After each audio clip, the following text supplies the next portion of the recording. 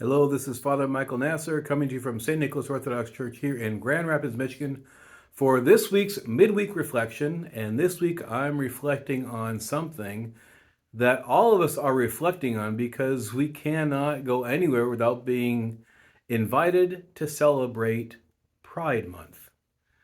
When I'm going to get food at a restaurant or gassing up my car at the gas station or wherever we go, we're invited to celebrate Pride Month. Now, I have a problem with this. It may not be the exact problem that some of you are thinking that I might be talking about. And first of all, I want to say that I think everybody should be honored and respected. Every single person, no matter what they do or what they believe, should be honored and respected. We should have pride in everyone. However, here's where I think our church differs from what I think the intention of Pride Month tends to be.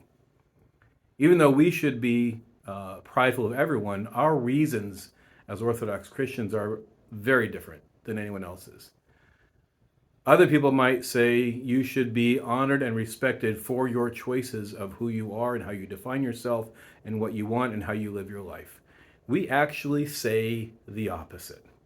Number one, you should be prideful, not of yourself, but thankful in that sense of pride, the fact that God has created you, every single one of us, as his son or his daughter. We should all have the pride of being sons and daughters of the Most High. So some of us caught on the news this last week the Jubilee celebration of the Queen of England, and we saw the royal family gathered around. That's us. According to the Christian gospel, all those who choose to follow Christ are adopted, St. Paul says, into his family. We are his adopted sons and daughters. So we should be proud, not because we did anything to deserve it. In fact, we did nothing to deserve it. That's kind of the point of being a Christian. Christ did everything. We can be thankful and proud of the fact that he selected us and he allowed us to join his family. That's why everyone should have pride in who we are, not just as Christians, any members of the human race.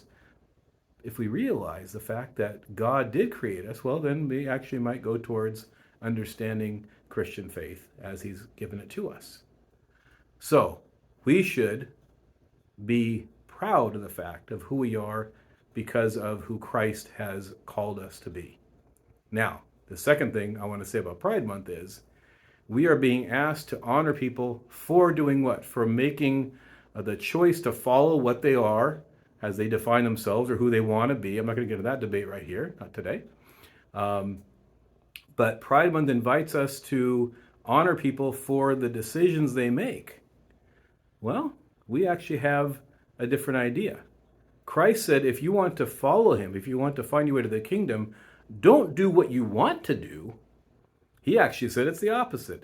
Deny yourself. Then he said, take up the cross. And then he said, we can follow him. Now, one thing this does for all of us is none of us, I don't care who we are, how well we're doing it, and none of us probably are doing it very well, are doing that very well. We're not denying ourselves very well. If we're honest with ourselves, we'd realize we're not all that great as Christian examples. We're not really good at denying ourselves. And therefore, we can't be pointing the fingers at other people saying, well, those people over there. No, we don't point the finger at anyone else. I love this example. When you point the finger at somebody, you got three pointing back at you. Okay? So we don't point the finger, we don't look down, we don't judge anyone else.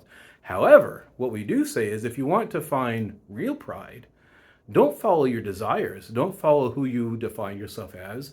Follow who Christ defines you as, and deny the feelings you have to live according to the way he feels and he has called us to live. That's the kind of, if there's a godly pride, that's it. It's saying, I'm proud of being, I'm thankful for who God is, proud that he's chosen me to follow him, to give me that opportunity to follow him. That's real pride. Or if there's a valuable pride, that's the only one. So maybe in that sense, we should all celebrate Pride Month, but in a happy, healthy, good, godly, holy way. Let's all be proud of God, the God who created such a beautiful world, and that we're the ones that have done so much to mess up. We should be proud of ourselves. We should be proud of him and therefore want to follow him and obey him and seek the kingdom that he has invited us all to be parts of his royal family along with him. So yes, let's celebrate Pride Month, but in a holy way.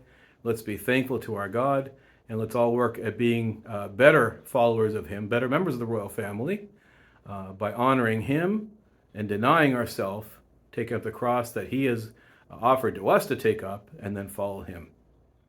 I hope you find this helpful, and if so, please share with your friends via social media, and God willing, we'll see you in next week's video.